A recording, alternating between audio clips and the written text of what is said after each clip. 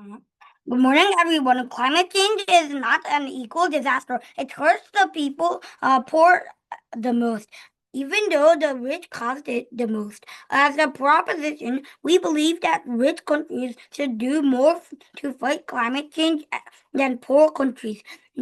This means that they must contribute more money, technology, and effort to reduce emissions and protect the planet. Our burden is not to defend zero action from developing countries. We believe they should also engage in efforts to fight against climate change. However, developed countries, due to their responsibility and capacity, should help more fight climate change. Um, reduction, a reduction in greenhouse emissions, investments, and transition to renewable energy.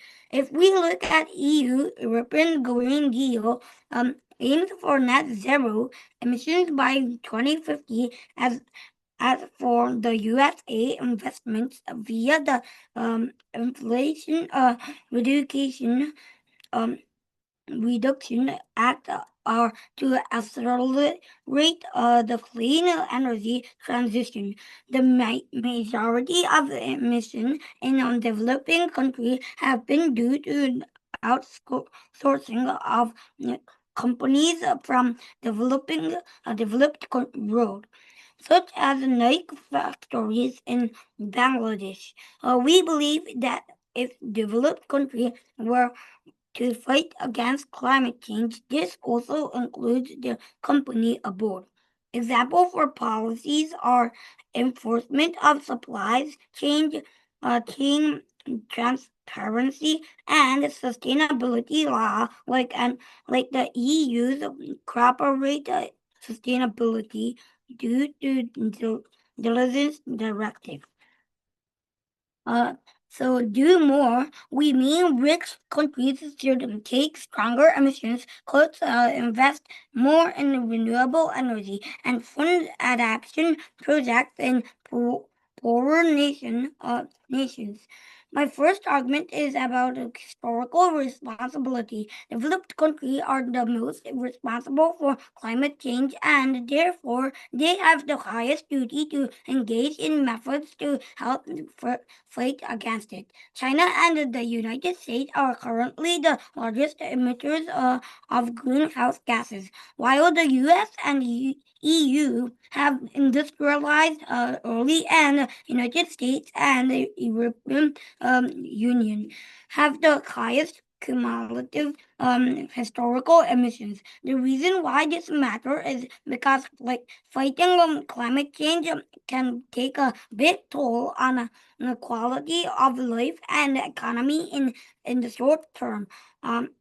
Regulating companies can lead to capital flight or lessen profits and economic gains. Therefore, rich and powerful countries that are responsible for climate change should face these problems. Climate change didn't begin yesterday. It started when rich countries industrialized using coal and oil for over 200 years. The USA, Europe, and Japan created most of the carbon dioxide in the atmosphere today. According to studies, the richest 10% of the world produce half of all emissions. Poor countries are now suffering from floods and droughts caused by this history. Therefore, justice requires those who caused the problem to fix it. If your neighbor breaks your window, they must pay for it. The same principle applies here. Thank you for listening. Gentlemen, today I'll be showing you why the affirmative's arguments collapse under scrutiny and why our side stands firm that all countries must share the responsibility for fighting climate change rather than unfairly burdening the rich. Let's start with the affirmative side. They claim rich countries should do more because they've contributed to pollution and also have much more resources and money. But this argument is incomplete and unrealistic. Yes, rich nations polluted more in the past, but today, developing countries like China and India are the largest current emitters. If we only expect rich nations to take major action, we ignore where most emissions are now coming from. Climate change doesn't care where carbon is produced. It's a global problem that demands shared responsibility. Secondly, the opposition assumes that rich countries can endlessly pay because they are supposedly so wealthy. But this ignores economic unfairness within rich nations themselves. Millions of people in these countries live in poverty, face housing crises, and struggle to pay bills. Asking these same taxpayers to fund global climate action while their own lives are already difficult is simply unjust. Climate policy must be fair to citizens in all countries, not just those born in rich ones. Next, we present the point of efficiency of burdening the rich. Many developing countries have weak regulation, corruption, or outdated energy systems, pouring billions of dollars from rich nations into these systems without reform wastes effort and resources. Instead, every nation, rich or poor, must commit efficiently according to their own capacity and governance.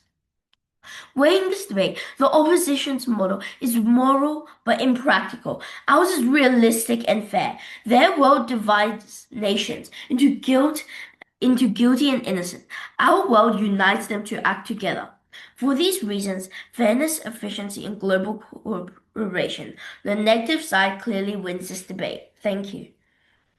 So before I explain my arguments, firstly, I would rebut the opposition side. So they have said that rich countries are already doing more to to fight against climate change.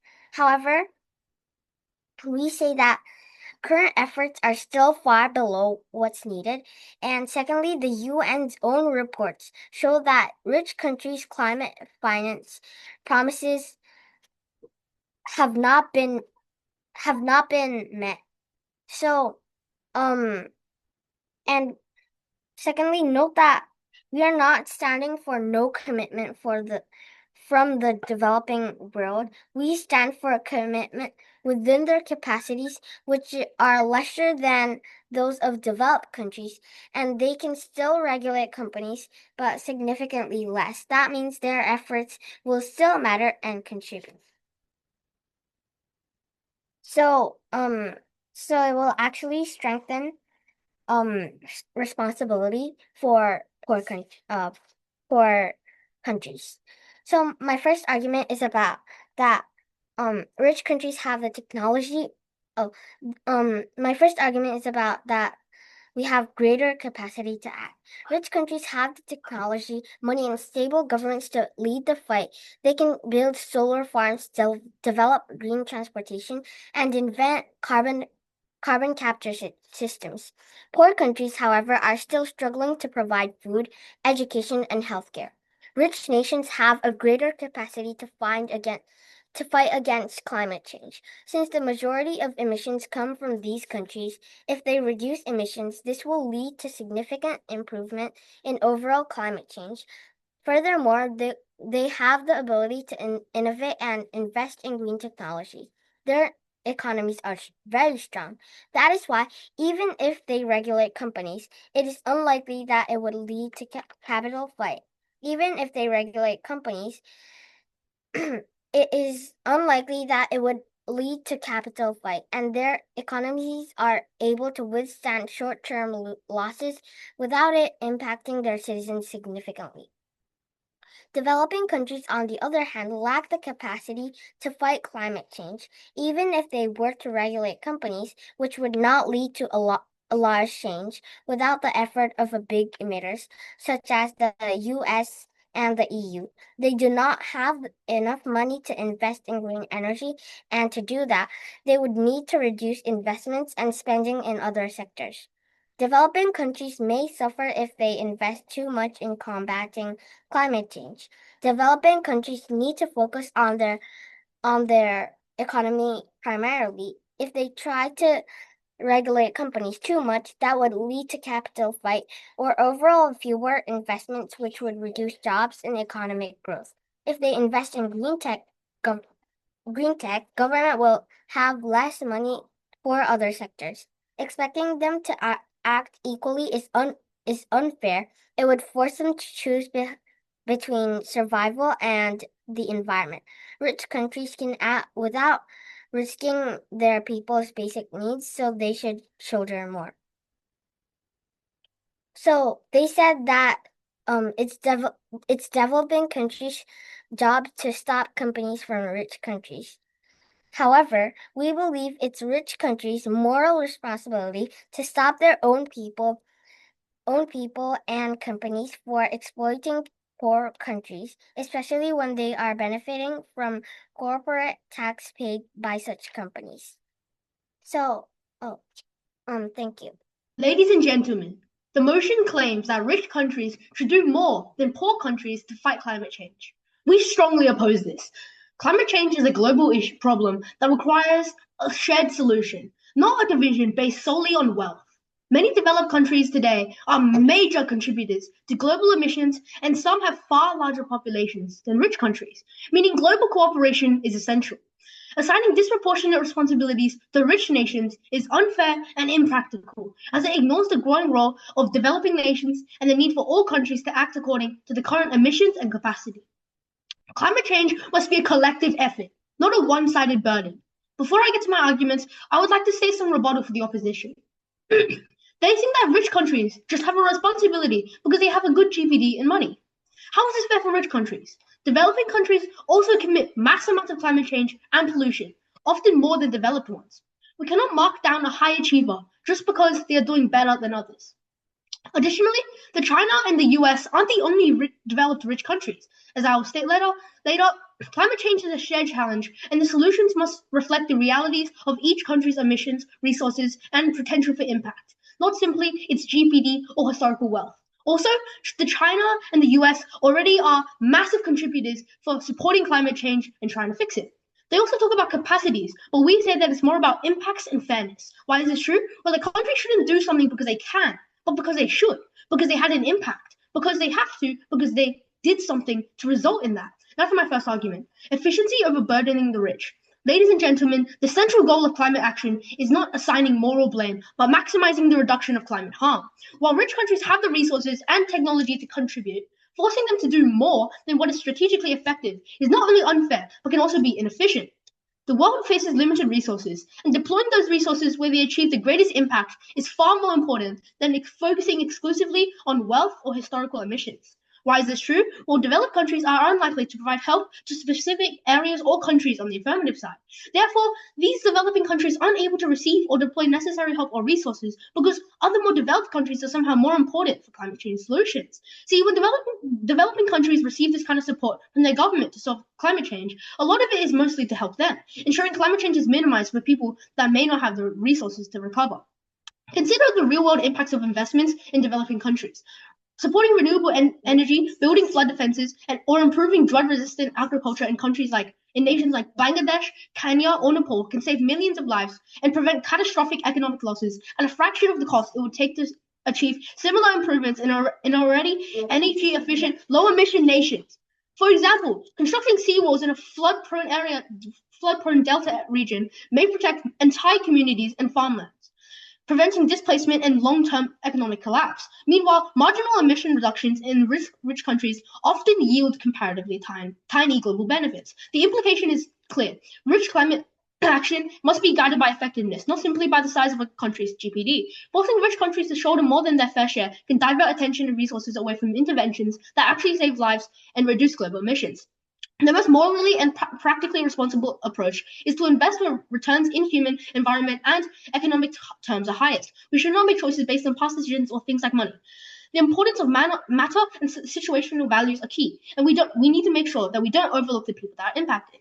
That's my second argument, shared responsibility based on current emissions and capacity. Ladies and gentlemen, the fight against climate change cannot be reduced to a simple rich or poor equation. While historical emissions from developed nations have contributed contributed significantly to climate change, the reality today is complex. Many developing countries now account for a growing share of global emissions due to industrialization, urbanization, and population growth. Assigning the majority of responsibility to rich countries ignores the current contributions and responsibilities of other nations. Moreover, countries must act accordingly to their capacity to mitigate and adapt. Wealth alone does not determine the effectiveness of a climate action. For example, a mid-income country with innovative technology and strong governance may implement large-scale renewable projects more efficiently than a wealthier nation with bureaucratic delays or political gridlock. Thank you. They said developing countries are now big polluters too, so it's not just the rich countries' fault. Indeed, a lot of pollution is happening in developing countries, but the majority of it is from outsourced Western companies that would lower the emissions if developed countries were to fight climate change. Climate change is a global problem. Everyone should share responsibility equally. They said climate change is a global problem. Everyone should share responsibility equally. However, equality is not the same as fairness. Fairness means responsibility should be proportionate to capacity and historical contribution. Rich countries have emitted the most for centuries. They built their wealth from fossil fuels. Poor countries are still developing and have emitted a very little. So fairness demands that those who cost more and can do more should contribute more. Developing countries are making rich countries do more is unfair and discourages poor countries from taking action. However, poor countries want to act, they simply can't afford to act as strongly. If rich countries lead with funding and technology, they enable poor countries to act faster and cleaner. For example, if Germany helps Kenya build a solar farm, that motivates more action, not less. Climate cooperation grows when leadership and resources come from the top, not when everyone struggles alone. The motion says do more, not do everything.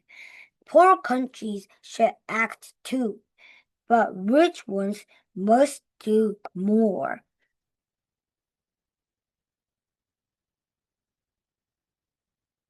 Rich countries, they said rich countries are already doing more. They donate to funds and have strict environment laws. However, we are not standing for no commitment from the developing world. We stand for commitment within their capacities, which are lesser than those of developed countries. They can still regulate companies, but significantly less. That means that their efforts will still matter and contribute. Current efforts are still below what's needed for the reload countries. Thank you for listening. In this debate, we oppose the motion that rich countries should do more to fight climate change than poor countries. Our position is built on the principles of equality, practicality, and collective responsibility. Climate change is a global crisis that affects every nation, and solving it requires cooperation, not division. Assigning a heavier burden to certain countries based on wealth alone creates unfair expectations and weakens global unity. All nations must share the task proportionally to their current impact and ability to contribute. Doing more should be defined by what each country can reasonably and effectively achieve, not by arbitrary labels of rich and poor. Let me organize my rebuttal under three key clashes in this debate. The first being historical responsibility versus current emissions, secondly being capacity and fairness, and finally global effectiveness and cooperation. Moving on to my rebuttal. The proposition claims that rich countries bear historical responsibility for climate change because they industrialized first and emitted the majority of greenhouse gases since the 18th century. The US, Europe, and other developed nations built their wealth on fossil fuels. Therefore, they owe a climate debt to poorer nations who now face the worst consequences despite contributing the least. This aligns with the polluter pays principle in international environmental law. This is wrong for three reasons. First of all, historical emissions matter less than current and future emissions. Emerging economies like China and India are now the largest polluters. Secondly, holding today's citizens accountable for the actions of people centuries ago is unfair and impractical. Lastly, climate change should be forward-looking, not based on guilt. They also said that rich countries have the most historical amount of pollution and climate change causes. Therefore, they should pay more or do more to affect their prior sins. However, rich countries, even though they have a more historical significance, are not the only contributors to climate change. And like I said before, this is simply not fair. Moving on to my second clash, which is capacity and fairness. The proposition argues that rich countries have greater financial and technological capacity to lead the fight. They can afford green infrastructure, renewable energy subsidies, and an innovation investment without harming basic living standards. Expecting poor countries to do the same would be unfair and hinder their development. Example, a poor country diverting funds from healthcare or education to climate policy is unjust. This is wrong for three reasons. First of all, many developing countries are also inefficient or corrupt, meaning more funding doesn't guarantee effective action. Secondly, wealthy countries already contribute through aid, technology transfer, and global funds, like the Green Climate Fund. They shouldn't bear all the responsibility. Lastly, fairness also means that everyone contributes something. Climate change is global, so a shared effort is necessary. They also said that rich countries have the best resources, time, and money, so they should therefore dedicate more of their time and effort to the fight against climate change.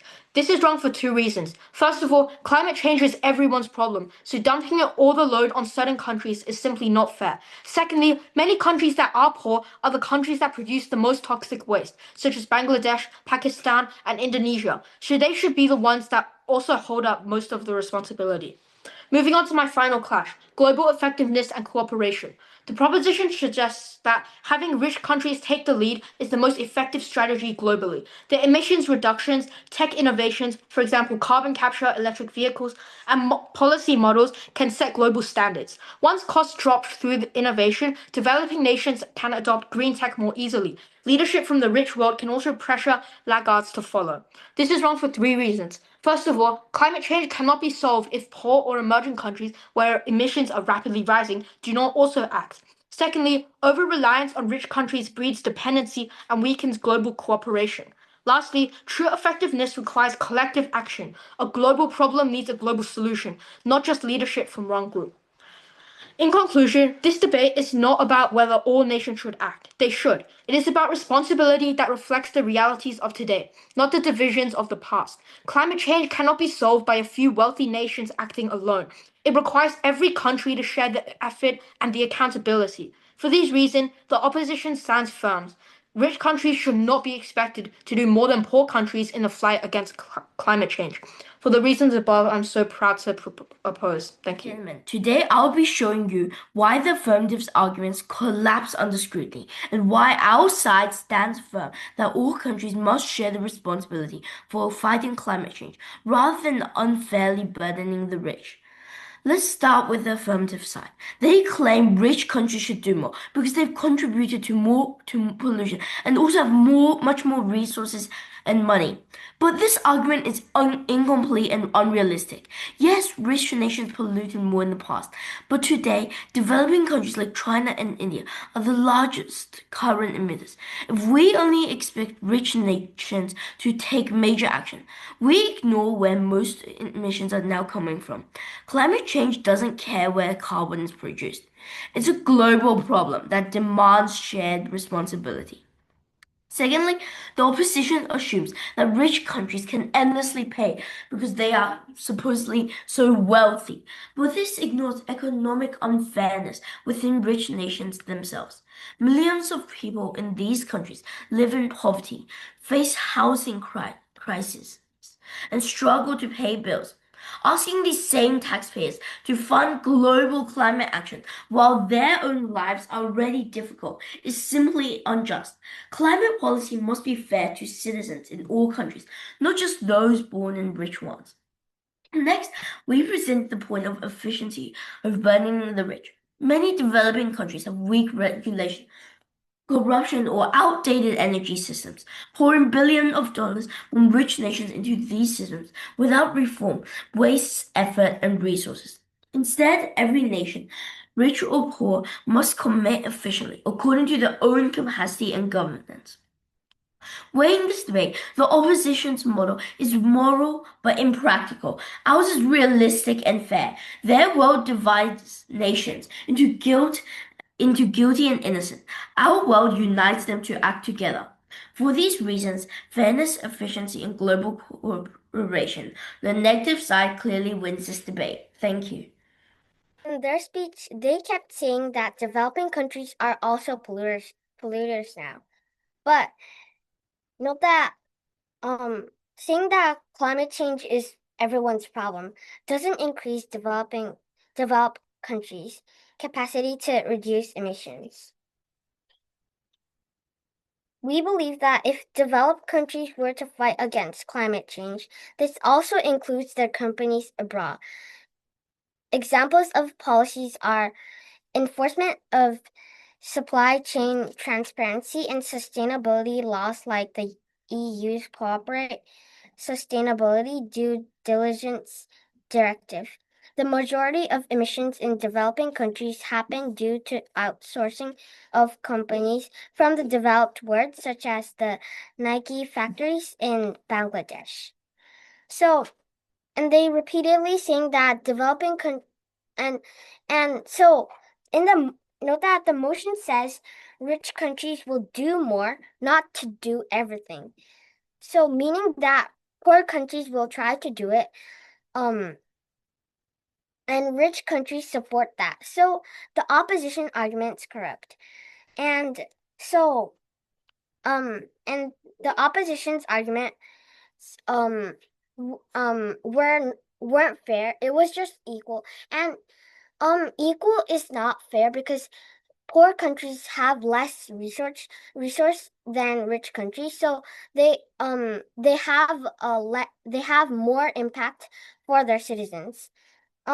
So we have told you that rich countries caused the problems in the past, and poor countries can't afford it, and all should share equally. So